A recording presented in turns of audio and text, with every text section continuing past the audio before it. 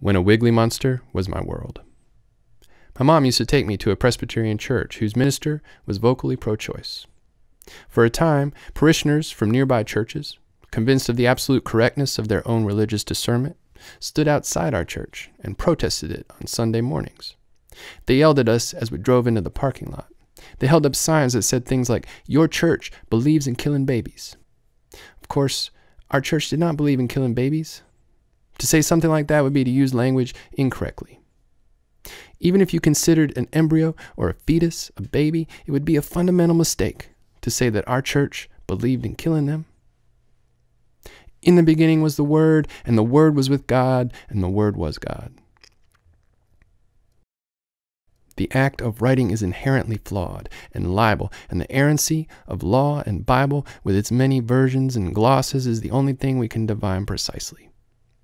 Words are symbols for expression. They are stand-ins for thoughts and feelings. Thoughts and feelings are elusive things to know, even when they are our own. Sometimes the best way to describe a thing honestly is to use metaphor. Take a word like logos, Greek for word. It appears 330 times in the New Testament. When it is translated into English for the King James, it is translated as word, but also as saying, as account, and as speech, among several others. John's use of logos is translated into English as these words too, but he stands out among the other authors of the Gospels in using the word logos as a metaphor for God. In the beginning was the Word, and the Word was with God, and the Word was God.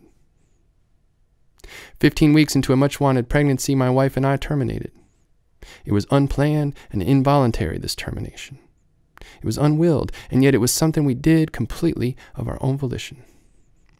Here are some of the words she and I used to describe the fetus she had inside her, which stopped being on an otherwise pleasant afternoon in July. Peanut, T-Rex, Wiggly monster.